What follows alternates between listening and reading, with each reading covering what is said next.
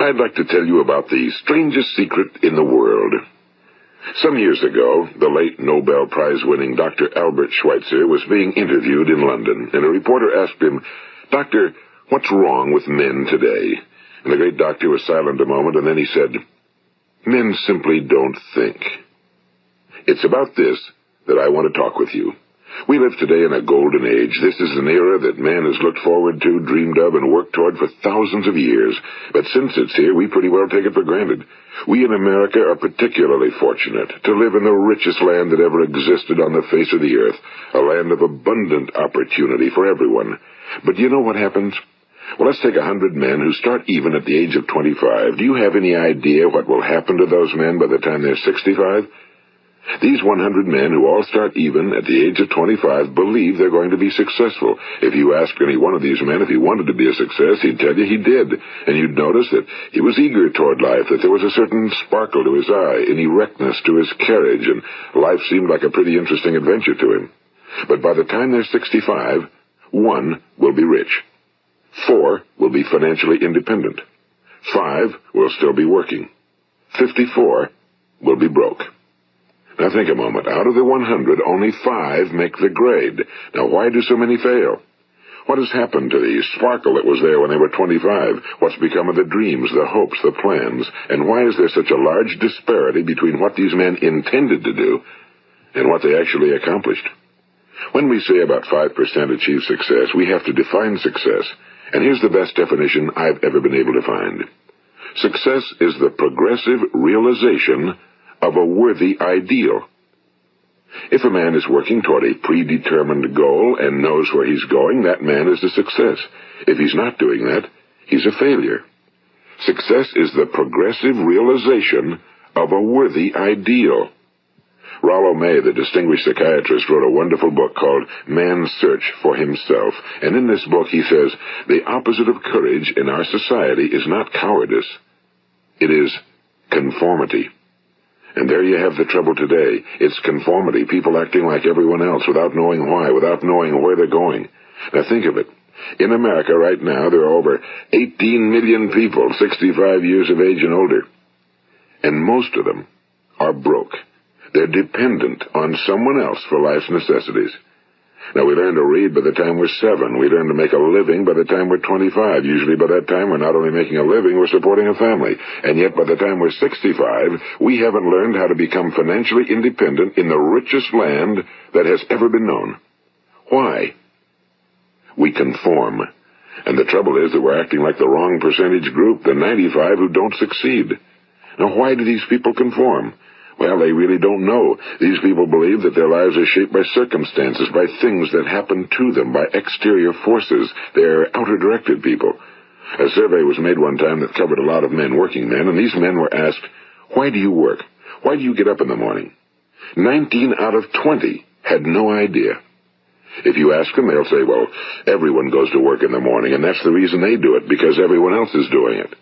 Now let's get back to our definition of success. Who succeeds? The only person who succeeds is the person who is progressively realizing a worthy ideal. He's the person who says, I'm going to become this, and then begins to work toward that goal. I'll tell you who the successful people are. A success is the school teacher who's teaching school because that's what he or she wants to do. The success is the woman who's a wife and mother because she wanted to become a wife and mother and is doing a good job of it. The success is the man who runs the corner gas station because that was his dream. That's what he wanted to do. The success is the successful salesman who wants to become a top-notch salesman and grow and build with his organization. A success is anyone who is doing deliberately a predetermined job because that's what he decided to do deliberately. But only 1 out of 20 does that. That's why today there isn't really any competition unless we make it for ourselves. Instead of competing, all we have to do is create. You know, for 20 years, I looked for the key which would determine what would happen to a human being. Was there a key I wanted to know which would make the future a promise that we could foretell to a large extent? Was there a key that would guarantee a person's becoming successful if he only knew about it and knew how to use it? Well, there is such a key, and I've found it. Have you ever wondered why so many men work so hard and honestly without ever achieving anything in particular, and others don't seem to work hard and yet seem to get everything? They seem to have the magic touch. You've heard them say that about someone. Everything he touches turns to gold. And have you ever noticed that a man who becomes successful tends to continue to become successful? And on the other hand, have you noticed how a man who's a failure tends to continue to fail? Well, it's because of goals. Some of us have goals, some don't. People with goals succeed because they know where they're going. It's that simple. Think of a ship leaving a harbor, and think of it with the complete voyage mapped out and planned. The captain and crew know exactly where it's going and how long it'll take. It has a definite goal. Now, 9,999 times out of 10,000, it will get to where it started out to get. Now, let's take another ship, just like the first, only let's not put a crew on it or a captain at the helm. Let's give it no aiming point, no goal, no destination. We just start the engines and let it go. I think you'll agree with me that if it gets out of the harbor at all, it will either sink or wind up on some deserted beach, a derelict. It can't go anyplace because it has no destination and no guidance, and it's the same with a human being. Take the salesman, for example. There's no other person in the world today with the future of a good salesman. Selling is the world's highest paid profession, if we're good at it and if we know where we're going. Every company needs top-notch salesmen, and they reward those men. The sky's the limit for them. But how many can you find? Someone once said the human race is fixed, not to prevent the strong from winning, but to prevent the weak from losing. The American economy today can be likened to a convoy in time of war. The entire economy is slowed down to protect its weakest link, just as the convoy had to go at the speed that would permit its slowest vessel to remain in formation. That's why it's so easy to make a living today. It takes no particular brains or talent to make a living and support a family today. So we have a plateau of so-called security, if that's what a person's looking for. But we do have to decide how high above this plateau we want to aim. Now let's get back to the strangest secret in the world, the story that I wanted to tell you today. Why do men with goals succeed in life and men without them fail? Well, let me tell you something which, if you really understand it, will alter your life immediately. If you understand completely what I'm going to tell you from this moment on, your life will never be the same again. You will suddenly find that good luck just seems to be attracted to you. The things you want just seem to fall in line, and from now on you won't have the problems, the worries, the gnawing lump of anxiety that perhaps you've experienced before. Doubt, fear, well, they'll be things of the past. Here's the key to success and the key to failure. We become what we think about. Now let me say that again. We become what we think about. Throughout all history, the great wise men and teachers, philosophers and prophets have disagreed with one another on many different things. It's only on this one point that they are in complete and unanimous agreement. Listen to what Marcus Aurelius, the great Roman emperor, said. A man's life is what his thoughts make of it. Disraeli said this. Everything comes if a man will only wait. I've brought myself by long meditation to the conviction that a human being with a settled purpose must accomplish it, and that nothing can resist a will that will stake even existence for its fulfillment. Ralph Waldo Emerson said this, a man is what he thinks about all day long.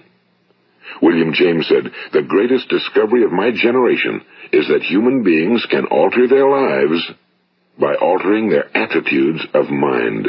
And he also said, we need only in cold blood act as if the thing in question were real, and it will become infallibly real by growing into such a connection with our life that it will become real. It will become so knit with habit and emotion that our interest in it will be those which characterize belief. And he also said, if you only care enough for a result, you will almost certainly attain it. If you wish to be rich, you will be rich. If you wish to be learned, you will be learned. If you wish to be good, you will be good. Only you must then really wish these things and wish them exclusively, and not wish at the same time 100 other incompatible things just as strongly. In the Bible, you read in Mark 9:23, if thou canst believe, all things are possible to him that believeth. My old friend Dr. Norman Vincent Peale put it this way, this is one of the greatest laws in the universe. Fervently do I wish I had discovered it as a very young man. It dawned upon me much later in life, and I found it to be one of the greatest, if not my greatest discovery outside of my relationship to God. The great law, briefly and simply stated, is that if you think in negative terms, you will get negative results. If you think in positive terms, you will achieve positive results. That is the simple fact, he went on to say, which is at the basis of an astonishing law of prosperity and success. In 3 words, believe and succeed. William Shakespeare put it this way: our doubts are traitors and make us lose the good we oft might win by fearing to attempt. George Bernard Shaw said, people are always blaming their circumstances for what they are. I don't believe in circumstances. The people who get on in this world are the people who get up and look for the circumstances they want, and if they can't find them, make them. Well, it's pretty apparent, isn't it? And every person who discovered this for a while believed that he was the first one to work it out. We become what we think about. Now, it stands to reason that a person who's thinking about a concrete and worthwhile goal is going to reach it, because that's what he's thinking about, and we become what we think about. Conversely, the man who has no goal, who doesn't know where he's going, and whose thoughts must therefore be thoughts of confusion and anxiety and fear and worry, becomes what he thinks about. His life becomes one of frustration and fear and anxiety and worry. And if he thinks about nothing, he becomes nothing. Now, how does it work? Why do we become what we think about? Well, I'll tell you how it works as far as we know. Now, to do this, I want to tell you about a situation that parallels the human mind.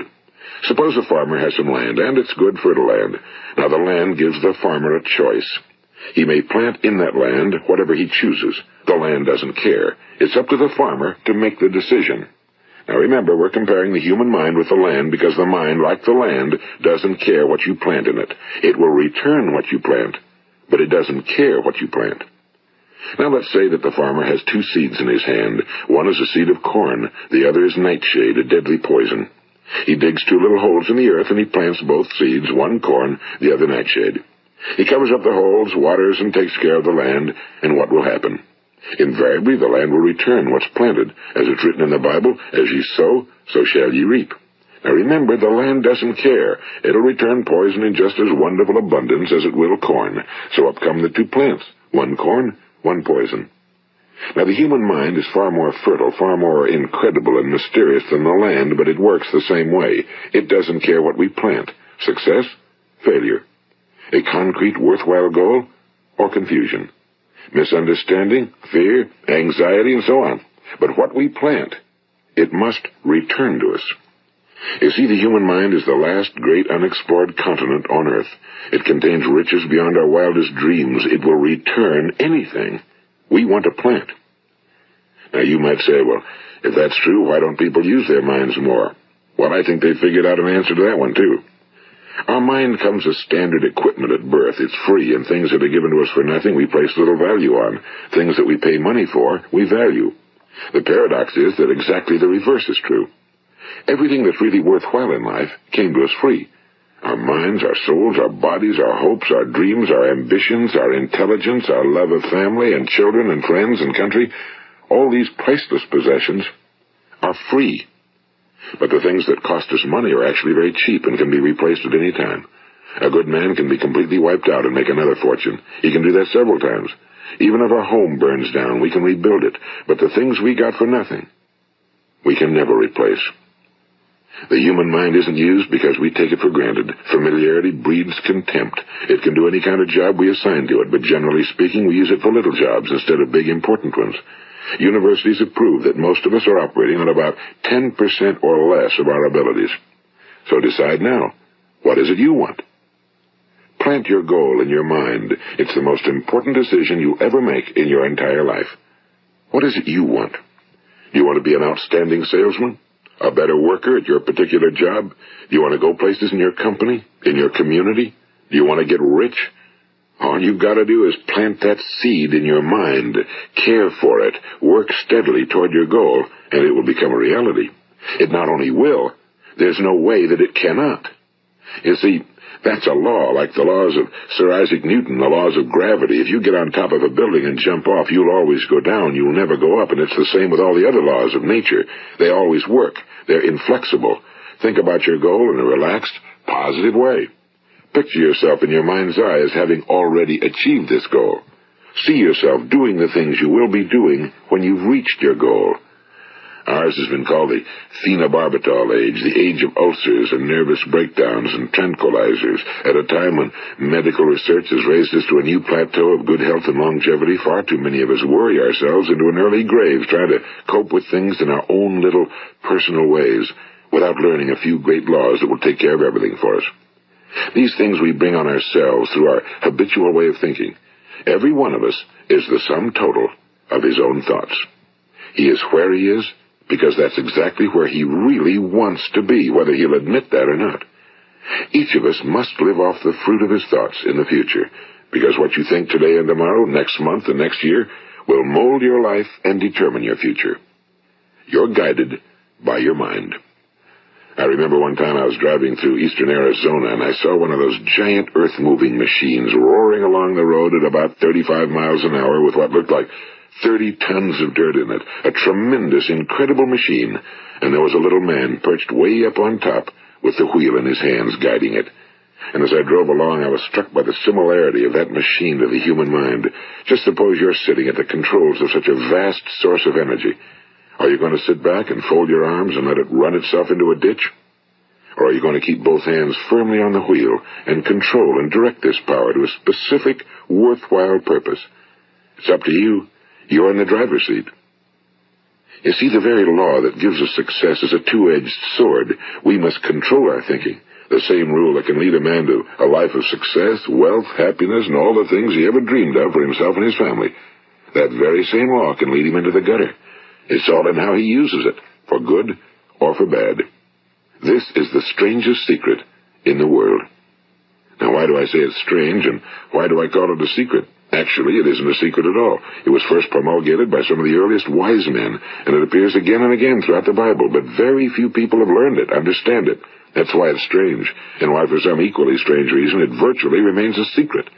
I believe that you could go out and walk down the main street of your town and ask one man after another what the secret of success is, and you probably wouldn't run into one man in a month who could tell you.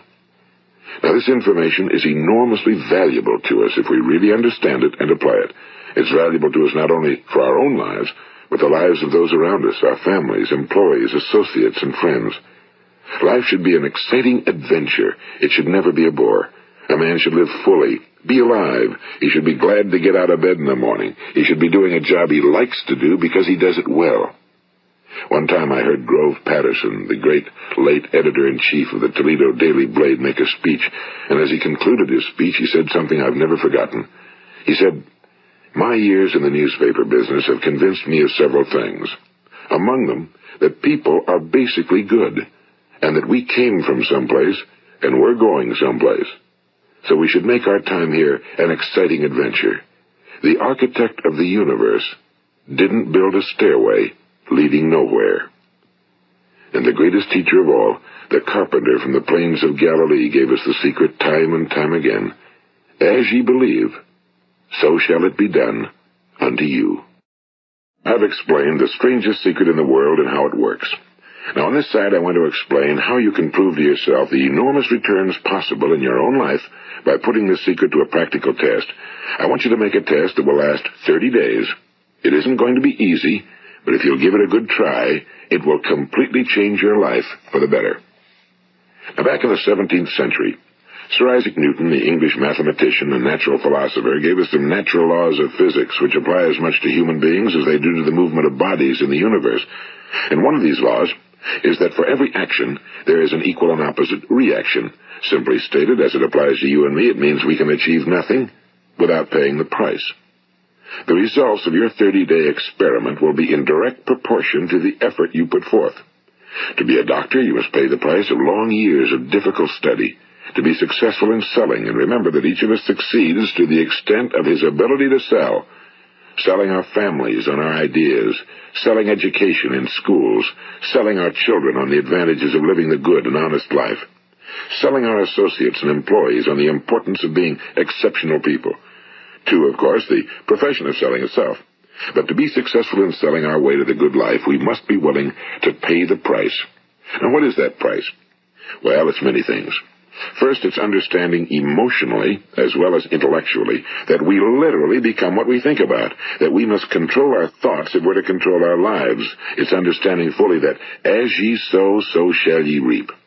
Second, it's cutting away all fetters from the mind and permitting it to soar as it was divinely designed to do. It's the realization that your limitations are self-imposed and that the opportunities for you today are enormous beyond belief. It's rising above narrow-minded pettiness and prejudice. And third, it's using all your courage to force yourself to think positively on your own problem, to set a definite and clearly defined goal for yourself, to let your marvelous mind think about your goal from all possible angles, to let your imagination speculate freely upon many different possible solutions, to refuse to believe that there are any circumstances sufficiently strong to defeat you in the accomplishment of your purpose, to act promptly and decisively when your course is clear, and to keep constantly aware of the fact that you are, at this moment, standing in the middle of your own acres of diamonds, as Russell Conwell used to point out. And fourth, save at least 10% of every dollar you earn. It's also remembering that no matter what your present job, it has enormous possibilities, if you're willing to pay the price. Now let's just go over the important points in the price each of us must pay to achieve the wonderful life that can be ours. It is, of course, worth any price. 1. You will become what you think about. 2. Remember the word imagination and let your mind begin to soar. 3. Courage. Concentrate on your goal every day. 4. Save 10% of what you earn. And 5. Action. Ideas are worthless unless we act on them. Now, I'll try to outline the 30-day test I want you to make. Keep in mind that you have nothing to lose by making this test and everything you could possibly want to gain. There are 2 things that may be said of everyone. Each of us wants something, and each of us is afraid of something. I want you to write on a card what it is you want more than anything else. It may be more money. Perhaps you'd like to double your income or make a specific amount of money. It may be a beautiful home. It may be success at your job. It may be a particular position in life. It could be a more harmonious family. Each of us wants something. Now write down on your card specifically what it is you want. Make sure it's a single goal and clearly defined. You needn't show it to anyone, but carry it with you so that you can look at it several times a day. Think about it in a cheerful, relaxed, positive way each morning when you get up, and immediately you have something to work for, something to get out of bed for, something to live for. Look at it every chance you get during the day and just before going to bed at night. And as you look at it, remember that you must become what you think about, and since you're thinking about your goal, you realize that soon it will be yours. In fact, it's yours really the moment you write it down and begin to think about it. Look at the abundance all around you as you go about your daily business. You have as much right to this abundance as any other living creature. It's yours for the asking. Now we come to the difficult part. Difficult because it means the formation of what is probably a brand new habit, and new habits are not easily formed. Once formed, however, it will follow you for the rest of your life. Stop thinking about what it is you fear. Each time a fearful or negative thought comes into your consciousness, replace it with a mental picture of your positive and worthwhile goal. And there will come times when you'll feel like giving up. It's easier for a human being to think negatively than positively. That's why only 5% are successful. You must begin now to place yourself in that group. For 30 days, you must take control of your mind. It will think about only what you permit it to think about. Each day for this 30-day test, do more than you have to do. In addition to maintaining a cheerful, positive outlook, give of yourself more than you've ever done before. Do this knowing that your returns in life must be in direct proportion to what you give. The moment you decide on a goal to work toward, you're immediately a successful person. You are then in that rare and successful category of people who know where they're going. Out of every 100 people, you belong to the top 5. Don't concern yourself too much with how you're going to achieve your goal. Leave that completely to a power greater than yourself. All you have to do is know where you're going. The answers will come to you of their own accord and at the right time. Remember these words from the Sermon on the Mount, and remember them well. Keep them constantly before you this month of your test. Ask, and it shall be given you. Seek, and ye shall find. Knock, and it shall be opened unto you. For every one that asketh receiveth, and he that seeketh findeth, and to him that knocketh it shall be opened. It's as marvelous and as simple as that. In fact, it's so simple that in our seemingly complicated world, it's difficult for an adult to understand that all he needs is a purpose and faith. For 30 days, do your very best. If you're a salesman, go at it as you've never done before, not in a hectic fashion, but with the calm, cheerful assurance that time well spent will give you the abundance in return you deserve and want. If you're a homemaker, devote your 30-day test to completely giving of yourself without thinking about receiving anything in return, and you'll be amazed at the difference it makes in your life. No matter what your job, do it as you've never done it before for 30 days. And if you've kept your goal before you every day, you'll wonder and marvel at this new life you've found. Dorothea Brand, the outstanding editor and writer, discovered it for herself and tells about it in her fine book, Wake Up and Live. Her entire philosophy is reduced to the words, act as though it were impossible to fail. She made her own test with sincerity and faith, and her entire life was changed to one of overwhelming success. Now, you make your test for 30 full days. Don't start your test until you've made up your mind to stick with it. You see, by being persistent, you're demonstrating faith. Persistence is simply another word for faith. If you didn't have faith, you'd never persist. If you should fail during your first 30 days, by that I mean suddenly find yourself overwhelmed by negative thoughts, you've got to start over again from that point and go 30 more days. Gradually, your new habit will form until you find yourself one of that wonderful minority to whom virtually nothing is impossible. And don't forget the card. It's vitally important as you begin this new way of living. On one side of the card, write your goal, whatever it may be. On the other side, write the words we've quoted from the Sermon on the Mount. Ask, and it shall be given you. Seek, and ye shall find. Knock, and it shall be opened unto you. Nothing great was ever accomplished without inspiration. See that during these crucial first 30 days, your own inspiration is kept at a peak. And above all, don't worry. Worry brings fear, and fear is crippling. The only thing that can cause you to worry during your test is trying to do it all yourself. Know that all you have to do is hold your goal before you. Everything else will take care of itself. Remember also to keep calm and cheerful. Don't let petty things annoy you and get you off course. Now, since making this test is difficult, some will say, why should I bother? Well, look at the alternative. No one wants to be a failure. No one really wants to be a mediocre individual. No one wants a life constantly filled with worry and fear and frustration. Therefore, remember that you must reap that which you sow. If you sow negative thoughts, your life will be filled with negative things. If you sow positive thoughts, your life will be cheerful, successful, and positive. Now, gradually, you will have a tendency to forget what you've heard on this recording. Play it often. Keep reminding yourself of what you must do to form this new habit. Gather your whole family around at regular intervals and listen to what's been said here. You know, most men will tell you that they want to make money without understanding the law. The only people who make money work in a mint. The rest of us must earn money. This is what causes those who keep looking for something for nothing or a free ride to fail in life. The only way to earn money is by providing people with services or products which are needed and useful. We exchange our time and our product or service for the other man's money. Therefore, the law is that our financial return will be in direct proportion to our service. Now, success is not the result of making money. Making money is the result of success, and success is in direct proportion to our service. Most people have this law backwards. They believe that you're successful if you earn a lot of money. The truth is that you can only earn money after you're successful. It's like the story of the man who sat in front of the stove and said to it, give me heat, and then I'll add the wood. How many men and women do you know, or do you suppose there are today, who take the same attitude toward life? There are millions. We've got to put the fuel in before we can expect heat. Likewise, we've got to be of service first before we can expect money. Don't concern yourself with the money. Be of service, build, work, dream, create. Do this, and you'll find there's no limit to the prosperity and abundance that will come to you. Prosperity, you know, is founded upon a law of mutual exchange. Any person who contributes to prosperity must prosper in turn himself. Sometimes the return will not come from those you serve, but it must come to you from someplace, because that's the law. For every action, there is an equal and opposite reaction.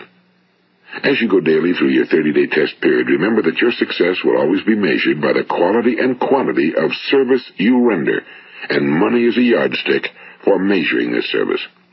No man can get rich himself unless he enriches others. Now, there are no exceptions to a law. You can drive down any street in America and from your car estimate the service that's being rendered by the people living on that street. Had you ever thought of this yardstick before? It's interesting. Some, like ministers and priests and other devoted people, measure their returns in the realm of the spiritual, but again, their returns are equal to their service. Once this law is fully understood, any thinking person can tell his own fortune. If he wants more, he must be of more service to those from whom he receives his return. If he wants less, he has only to reduce his service. This is the price you must pay for what you want. If you believe you can enrich yourself by deluding others, you can end only by deluding yourself. It may take some time, but just as surely as you breathe, you'll get back what you put out. Don't ever make the mistake of thinking you can avert this. It's impossible. The prisons and the streets where the lonely walk are filled with people who tried to make new laws just for themselves. We may avoid the laws of man for a while, but there are greater laws that cannot be broken. An outstanding medical doctor recently pointed out 6 steps that will help you realize success. 1. Set yourself a definite goal. 2. Quit running yourself down. 3. Stop thinking of all the reasons why you cannot be successful and instead think of all the reasons why you can. 4. Trace your attitudes back through your childhood and try to discover where you first got the idea you couldn't be successful, if that's the way you've been thinking. 5. Change the image you have of yourself by writing out a description of the person you would like to be. And 6. Act the part of the successful person you have decided to become. The doctor who wrote those words is a noted West Coast psychiatrist, Dr. David Harold Fink. Do what the experts since the dawn of recorded history have told you you must do. Pay the price by becoming the person you want to become. It's not nearly as difficult as living unsuccessfully. Make your 30-day test, then repeat it again, and each time it will become more a part of you until you'll wonder how you could ever have lived any other way. Live this new way, and the floodgates of abundance will open and pour over you more riches than you may have dreamed existed. Money? Yes, lots of it. But what's more important, you'll have peace. You'll be in that wonderful minority who lead calm, cheerful, successful lives. Start today. You have nothing to lose, but you have a whole life to win. This is Earl Nightingale, and thank you.